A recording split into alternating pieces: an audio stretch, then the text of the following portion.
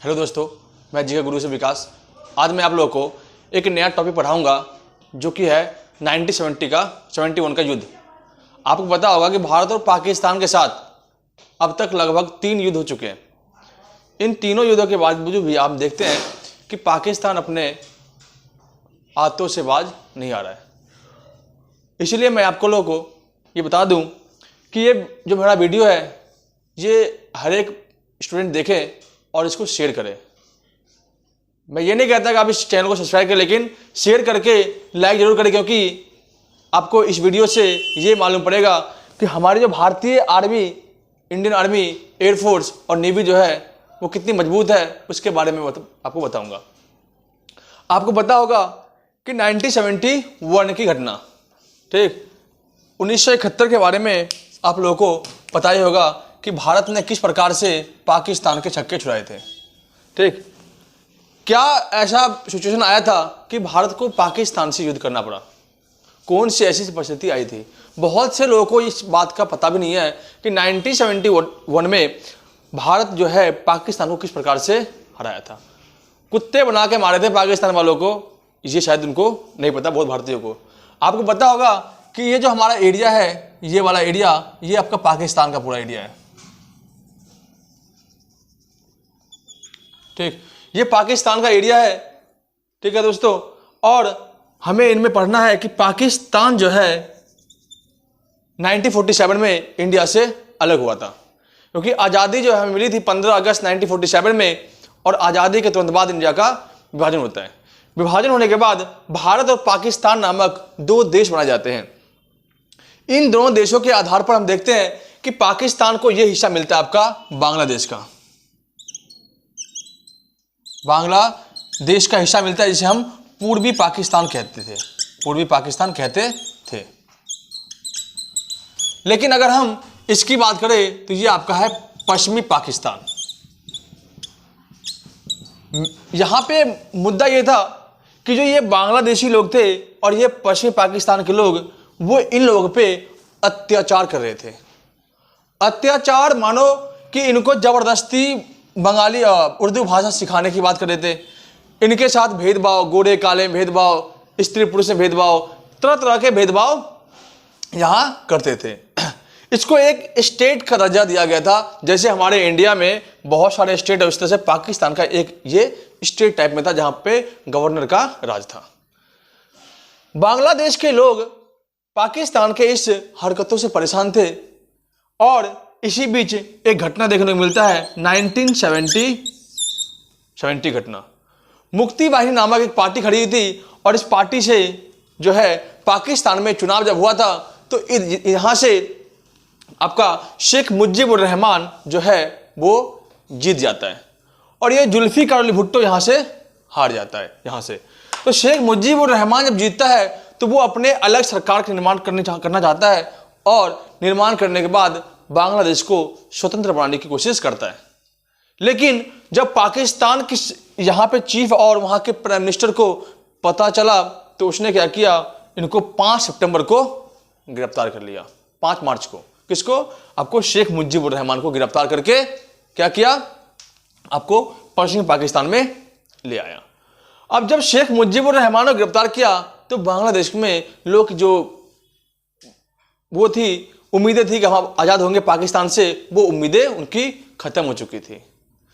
लोगों पे अत्याचार जो है वहां पे पाकिस्तानी सेना ने अत्याचार करना शुरू किया। बताया जाता है कि अनुमान लगभग 4 लाख महिलाओं के साथ रेप हुआ था। 4 लाख महिलाओं के साथ रेप हुआ था। ठीक, और 30 लाख लोग मारे गए थे, ये अनुमान लगाया जाता है। इतने भयावह रूप आपको बांग्लादेश में देखने को मिलेगा। 4 लाख महिलाओं के साथ रेप उन्होंने किया, जो वहां की सेना थी। कौन? पाकिस्तानी सेना। बताया जाता है कि माँ, बेटी, बहन किसी को नहीं छोड़ा, और इसके अलावा घर में बहनों के साथ, बेटियों के साथ रेप करके बाप को मार करके रेप करता था, और बाप को मार करके बोलता था तू भी इसका रेप कर। ऐसी दर्दनाक स्थिति आपको बांग्लादेश में आपको देखने को मिल रहा था। अब बांग्लादेश के अंदर हाहाकार मच गया, और यहां से लोग माइग्रेशन करके इन एरियाओं में आकर पहुंच गए। अनुमान लगाया जाता है कि लगभग 80 लाख शरणार्थी जो है हमारे भारत में आकर के प्रवेश हो गए थे। हमारे देश की सरकार श्रीमती इंदिरा गांधी समय की प्राइम मिनिस्टर थी, उन्होंने नैतिकता के आधार पर सभी को अपनी जगह यहां पे जगह दे दिया। अब भारत इस युद्ध में इस समय डायरेक्ट रूप से पाकिस्तान के साथ युद्ध करना नहीं चाह रहा था, लेकिन वो सोचा कि ये अच्छा मौका होगा और बांग्लादेश के अंदर जो मुक्ति वाहिनी का जो मेन प्रमुख था उसको जो है कहा कि आप तो जो है युद्ध कीजिए। जो वो सेना था उन्होंने क्या कहा कि हम इस टाइम पे युद्ध नहीं करेंगे, क्योंकि इस टाइम जो है अप्रैल मई का महीना था, उस टाइम बरसात का मौसम होता है और पूरा यहाँ पे दलदल सा एरिया होता है। उसने एक एग्जाम्पल दिया कि सिकंदर के पास इतनी शक्तिशाली सेना होने के बावजूद भी उसकी सेना यहीं पे फंस गई थी बरसात के कारण। उसने कहा कि आप एक काम करो कि आप जो है यहाँ पे अपने फौज लगा दो, इंडियन सैनिक को मिलिट्री लगा दो और यहाँ पे डिफेंस भी खेल लो। तो इंडियन सैनिकों ने, इंडियन गवर्नमेंट ने क्या किया, यहाँ पे अपने सारे जो है युद्ध के सारे चीजों को इकट्ठा कर दिया, बहुत सारी सेना यहाँ पे लगा दी और यहाँ पे डिफेंस भी खेल लिया, मतलब यहाँ पे युद्ध नहीं करेंगे, हल्का हल्का युद्ध करेंगे। अब पाकिस्तानी को लगा कि इंडिया वाले यहाँ से डिफेंसिव होंगे और यहाँ से युद्ध करेंगे। उन्होंने इस बात का मौका का फायदा उठाया और यहाँ पे ताबड़तोड़ युद्ध किया। कहाँ पे? कश्मीर में, पठानकोट में, राजस्थान के एरिया में, बहुत जगह आपको देखने को मिलता है ताबड़तोड़ हमला किया। ऐसा भयावह हमला था, इतना एयरवेज का इतना बढ़िया हमला था, इतना भयंकर हमला हुआ कि इंडिया के लोगों का कुछ बाल बांका भी नहीं हुआ, इतना बढ़िया हमला हुआ था। आप सोच सकते हो कैसा हमला किए होंगे वो लोग। ये पाकिस्तानियों की हमला था, पहला हमला। लेकिन आपको पता होगा कि राजस्थान के अंदर की जगह है लोंगेवाल। गलती से पाकिस्तानियों को चल गया पता कि लोंगेवाल में ब्रिगेडियर जो आपका मेजर कुलदीप सिंह था और उसके पास मात्र 140 सैनिक थे, 140 सैनिक। ये गलती से पाकिस्तानियों को पता चल गया तो उसने क्या किया, इधर से इधर हटा करके इस लोंगेवाल पर कब्जा करने की कोशिश किया। कहा कि इनको यहां से मार करके यहां पे अपना कब्जा कर लेंगे। अब जब कुलदीप सिंह को चला पता कि जो पाकिस्तानी है वो लगभग 2800 सैनिक लेकर के और बड़े बड़े टैंक लेकर के वो पहुंच रहे कहां, लोंगेवाल के पास, और 140 मात्र सैनिक किसके पास, लोंगेवाल के पास। भारतीय गवर्नमेंट ने मेजर कुलदीप सिंह को कहा कि आप बहादुर हैं लेकिन इस टाइम आपके पास सेना कम है, आप जो है वहां से वापस चले आए। कुलदीप सिंह ने कहा कि मैं सिख हूं और सिख अपने आप को अकेला नहीं मानता, वो अपने आप को 1.25 लाख मानता है। आपने सुना होगा कि चिड़ियों से मैं बाज लड़ावा, गिदड़ों से मैं शेर बनावा और 1.25 लाख से एक लड़ावा, तभी गुरु गोविंद सिंह नाम कहलावा। ये आप लोगों को पता होगा कि जो सिख होते हैं वो अपने आप को 1.25 लाख से कम नहीं समझते और वो उन्होंने क्या किया, यहां पे अपना डेरा डाल दिया। कहा आने दो, इनको देखेंगे कैसे इनको हराना है। ये बात जो है पाकिस्तान को पता नहीं था कि वहां पर सैनिक जो है कुलदीप सिंह जो है अपना सारा माजरा जो है बिछा रखा था। अब कुलदीप सिंह ने दिमाग लगाया, उसके पास ना तो उसने क्या कहते हैं तोप थे, ना मशीन गन था उतना, बस थोड़े बहुत जो थे सामान उससे उनको युद्ध करना था। रात के टाइम युद्ध कर नहीं पाते क्योंकि रात के टाइम हमारा एयरफोर्स फोर्स चलता है और वो शाम को अटैक करने वाला था। हजारों की संख्या में वहां से सैनिक और टैंक आए जा रहे हैं, धूल मिट्टी दिख रहे हैं। वहां पे अपने बॉर्डर मूवी देखी होगी, उसमें दिखाया गया किस तरह से पाकिस्तानियों ने अपने टैंक भेजे थे और सनी देओल को आपको दिखाया गया, वो कुलदीप सिंह का रोल किया था उन्होंने। इंडिया के कुलदीप सिंह के पास जो भारतीय लोंगे वाले जो सैनिक थे उनके पास मात्र 3 जो थे माइंड्स थे। माइंड्स क्या होता है पता है आपको, जिस पे पैर रखने से ही और कुछ पड़ने से वो फट जाता है। 3 ही माइंड्स थे तो उन्होंने दिमाग लगाया कि 3 माइंड्स को कहां पे बिछाया जाए। उसने क्या किया, खाली मैदान में देखा जहां से तोप आने वाला है, टैंक आने वाला है, वहीं पे क्या किया उन्होंने 3 माइंड्स को पहले बिछा दिया। और उनके पास कम से कम 200 से 250 टिफिन बॉक्स थे। उसने क्या किया, सब टिफिन बॉक्स में ईंट पत्थर डाल करके लगभग पूरे वहां से वहां तक बिछा दिया। उसके आगे जैसे ही एक टैंक आया फट गया, दूसरा आया वो फट गया, तीसरा फट गया। अब पाकिस्तान के ब्रिगेडियर को लगा क्या इन्होंने माइंड्स बिछा रखा है। उन्होंने कहा रुक जाओ पहले चेक करो कहां पे। उसने बम डिफ्यूजर को बुलाया और कहा बम माइंड्स निकालो। माइंड्स निकालते निकालते उन्होंने 6 घंटा उसको यहीं पे खराब कर दिया। और वो ऐसे ले जाते थे जैसे कि बहुत बड़ा बम हो, और जब खोलता था जैसे ईंट पत्थर। उसने लगभग 6 घंटे अपने खराब कर लिए उसी माइंड्स को निकालने में। सुबह का 3 बज गया था उस समय, और 3 बजे सुबह में देखते हैं कि जब चला पता कोई नहीं है वहां पे, कुछ माइंड्स नहीं है, उन्होंने क्या किया, अपने सारे टैंक को वापस भेजा कर जाओ अटैक करो। जैसे अटैक किया तो यहां पे एक एरिया था लोंगेवाल में ही, खाली जगह था, इसको रेत को काट करके उसमें ईंट बिछा करके प्लस्तर करके लगभग 2 किलोमीटर के एरिया में सेना को फैला दिया। 142 सैनिक, मतलब एक यहां तो 50 मीटर दूरी पे वहां ऐसे करके सैनिक को फैला दिया और चारों तरफ से हमला करना शुरू किया। अब ब्रिगेडियर पागल हो गया, ब्रिगेडियर को लगा कि हमें गलत इंफॉर्मेशन मिल गया है। अब पाकिस्तानी सोच में कह रहे थे कि हमें लगा 140 यहां पे सैनिक है, हमें तो लग रहा है यहां पे हजारों सैनिक संख्या में सैनिक है, अब कैसे काम किया जाए। फिर भी उन्होंने हमला किया, लेकिन इतने में शुभ हो गया, हमारे मात्र 2 जवान शहीद हुए यहाँ पे, लेकिन पाकिस्तानियों के छक्के छुड़ा दिए। रात भर तो इंडियन आर्मी ने तबातोड़ हमला किया और सुबह होते ही एयरफोर्स ने काम तमाम कर दिया, सारे उसके टैंक उड़ा दिए, ब्रिगेडियर भाग गया पाकिस्तान इधर से। जब इधर का मामला ठंडा हुआ तो इंडियन नेवी ने कहा कि जब सबको आपने मौका दिया, इंडियन आर्मी को मौका दिया, अपने एयरफोर्स को मौका दिया, तब मुझे भी तो मौका दो। तो यहां से इंडियन नेवी पहुंची कहां, विक्रांत को लेकर के सीधे कराची में, और कराची में ऐसा बम विस्फोट किया, कराची बंदरगाह उड़ा दिया। 1 महीने तक ऐसा लगा पूरा सिंधु घाटी सभ्यता बन गया, पूरा उड़ा दिया बम से लेकर के। यहां की जो कराची के जो लोग थे वो भाग के चले गए, कहां पे, बलूचिस्तान की साइड में भाग गए उधर छुपने के लिए। अब पाकिस्तान बौखला गया, अब करे तो करे क्या। उसने क्या किया, उसका पीएनएस, उसका एक वो था, जहाज था, साइलेंट किलर जहाज पीएनएस, पाकिस्तान नेवी शिप जो था क्या, बहुत ही खतरनाक था, जो अमेरिका से सबसे टॉप क्लास के वो खरीदा गया था, और वो ऐसा था कि कभी डूबने वाला साइलेंट किलर था ही नहीं, पनडुब्बी। उसको क्या भेज दिया, किसके पीछे, एनएस विक्रांत के पीछे। अब एनएस जब इंडिया वालों को चला पता इंडियन नेवी को, तो उसने क्या किया, एनएस विक्रांत को छुपाने का प्रयास किया और यहां पर छुपा दिया। अब वो सोचा कि अगर, क्योंकि हमारे जो आईएनएस विक्रांत था वो ऊपर में था, लेकिन जो आपके पीएनएस जो आपका जो पनडुब्बी है साइलेंट किलर, वो तो अंदर चल रहा है, वो तो मार नहीं आ रहा है आईएनएस विक्रांत को। तो उसने इंडियन सैनिकों ने दिमाग लगाया कि अब किस तरह से इसका सामना किया जाए, अगर इसको नहीं बचाया तो हमारा विक्रांत जाएगा। अब ये सोच करके सैनिकों ने क्या किया, यहां पे आपको पता होगा विशाखापट्टनम पोर्ट है, और हमारे उस समय का सबसे खतरनाक जो शिप था वो था जो आपका क्या नाम है इसका, आईएनएस राजपूत। आईएनएस राजपूत जो था वो खराब हो चुका था, तो उसके जो पार्ट पुर्जे मशीन खराब हो गई थी, तो उसको इंजन को ठीक करने के लिए विशाखापट्टनम बंदरगाह पे लगाया गया था।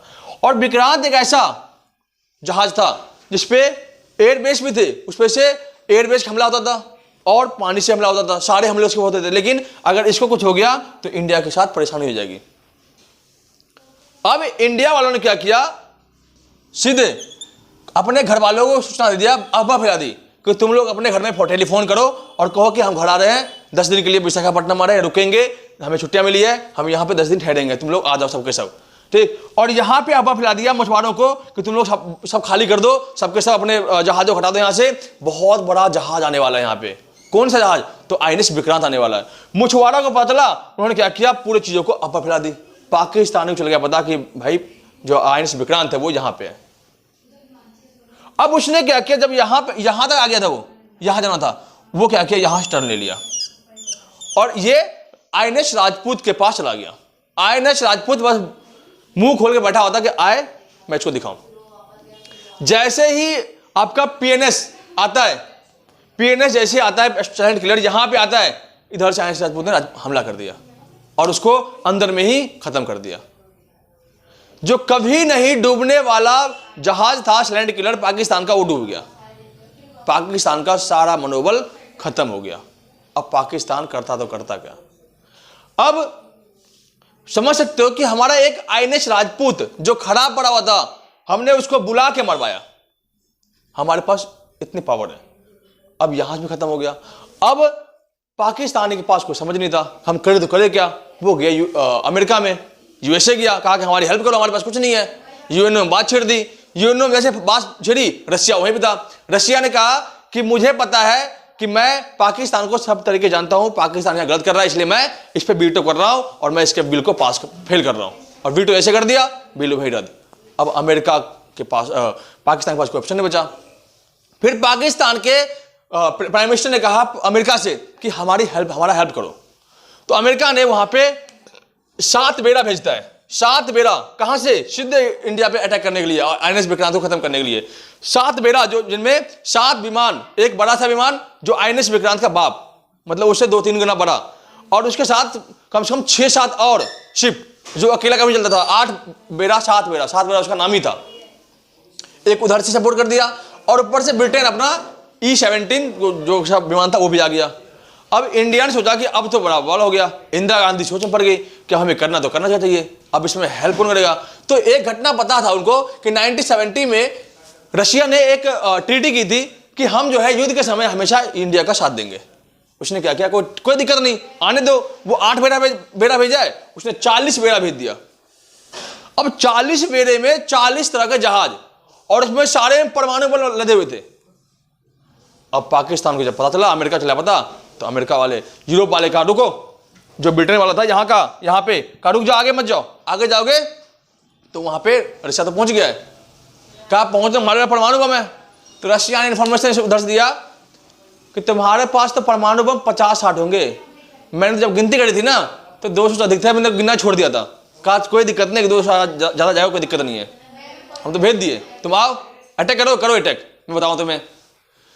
अब इधर से ब्रिटेन तो भाग गया, इधर से ओमान से जो है, ओमान को रशिया ने कह दिया, ओमान से एयरबेस से कि जैसे अमेरिका हमला करे वैसे तुम अटैक कर देना अमेरिका के ऊपर। इधर ओमान एयरबेस से कर दिया, और इधर अपना रशिया ने अपने सारे शिप लगा दिए यहाँ पे। अब अमेरिका भी डर गया, अमेरिका अपने वापस जहाज को चला गया, इधर ब्रिटेन भी भाग गया। ठीक, अब तो भैया पाकिस्तान बौखला गया, अब साथ कौन देगा। और एक रिपोर्ट और क्या कर दी कि हमारे इंडियन नेवी ने क्या किया, इंडियन आर्मी ने, एयरफोर्स ने, उसने क्या कर दिए, पुतला बना करके एयरबेस से सैनिक उतार दिए। उसमें सैनिक एक और लगभग 200 संख्या में पुतला उतार दिया, किससे? पैराशूट से। अब बीबीसी न्यूज ने इसमें दिमाग क्या लगा दिया, बीबीसी न्यूज इसमें कमाल कर दिया और रिपोर्ट जारी कर दिया कि लगभग 5000 सैनिक जो है, इंडियन सैनिक बांग्लादेश में उतरा है, और सब पाकिस्तान में ढूंढ को मारेगा। अब जितने भी बांग्लादेश में सैनिक थे वो सब डर के मारे घर में घुस गए, अब मौका ही नहीं है। अब उसे क्या पता कि पुतला उतरा है, यहाँ पे सारे पुतले थे। ये समस्या बहुत गंभीर थी, सारे पाकिस्तानियों को ढूंढ ढूंढ के मारना शुरू किया, और यहां से अपने एयरफोर्स ने क्या किया, वहां गवर्नर घड़ी उड़ा दिया। और ऐसा स्थिति, इतना डर हुआ गवर्नर को, उस टाइम घर पे था नहीं, घर तोड़ गया। ठीक, डर का इतना भयावह रूप हुआ कि उसने वहीं पे त्याग पत्र दिया, कहा कि हम जिंदगी जिएंगे तो बहुत कमा लेंगे। ओ भाई, अब तो कमाल हो गया। और एक बात और कही जाती है कि यूनेस्को ने यह कहा कि लगभग पूरे विश्व में 93,000 जो है मिलिट्री आत्मसमर्पण कर दिया पाकिस्तान के, इंडिया के सामने सारे हथियार त्याग दिए, छोड़ देगा, हम युद्ध नहीं करेंगे, अपने बैच उतार दिए, काम युद्ध नहीं करेंगे। इतनी बुरी हालत हुई थी, जब यहां तक पूरा एरिया जीत गया, यहां तक एरिया जीत लिया, ये पूरा बांग्लादेश जीत लिया, बांग्लादेश को इंडिपेंडेंट कर दिया। और बांग्लादेश में जो आपका शेख मुजीबुर रहमान की पार्टी की सरकार बनी, आवामी लीग की सरकार, और मुफ्ती भाई ने काफी खुश हुआ, और शेख मुजीबुर रहमान की आज बेटी शेख हसीना बांग्लादेश में प्राइम मिनिस्टर बनी हुई है, ये आपको पता होगा। और पहले इंडिया के प्राइम मिनिस्टर ऐसे हुए, जो शेख हसीना जब आई थी इंडिया, तो प्राइम मिनिस्टर जो है खुद गए थे उनको स्वागत करने के लिए। ऐसा कभी नहीं होता कि कोई छोटे देश के नेता यहां पे आए तो उनको प्राइम मिनिस्टर आएंगे लेने के लिए, लेकिन नहीं, इंडिया ने, प्राइम मिनिस्टर नरेंद्र मोदी ने क्या किया, शेख हसीना को उनको लेने गए थे, कहां पे? एयरपोर्ट पे। और काफी ज्यादा ही अच्छी संधियां हो चुकी है, आपको पता होगा मैत्री सेतु पुल बना हुआ है फेनी नदी पे। इसके अलावा भीम यूपीआई जो इंडिया चलता है वो पाकिस्तान, बांग्लादेश में चल गया है। कितना बढ़िया समझौता हो चुका है। और अगर चाहते पाकिस्तान को उस टाइम पे समझौता करना तो 93,000 मिलिट्री को कैप्चर करते और कहते पूरा पाकिस्तान मुझे दे दो, ये कश्मीर दे दो, लेकिन इंडिया वालों ने ऐसा नहीं किया। लेकिन उन्होंने पीठ पीछे फिर छुरा मारा, और 1999 का आपने सुना होगा कारगिल वॉर, किस तरह से उसने कारगिल सीमा पर कब्जा कर लिया, लेकिन फिर भी क्या हुआ, उनको भी हरा दिया। हम कहते हैं, खुले आम चैलेंज देते हैं कि पाकिस्तान वालों जब भी चाहो आकर के इंडियन मिलिट्री से युद्ध कर लो, कभी आपका कुछ नहीं होगा। ठीक, आप सोच कर भी इंडिया वालों को कभी हरा नहीं पाओगे। ये अपने दिमाग से चीन वाले और पाकिस्तानी हम खुलेआम चैलेंज करते हैं कि आप आओ और इंडिया वालों से लड़के दिखाओ। ठीक, ना आपको बता दे कि हमारे अंदर कितना दम है, ना आपको आपके किसके दूध पियोगे आप, क्या बताओ यार, छोड़ो। ठीक, आपको अगर वीडियो पसंद आया हो तो आप जो है इसको शेयर जरूर करें, ताकि लोग पता चले कि हम जो है 1971 में पाकिस्तान को कैसे हराए थे। धन्यवाद।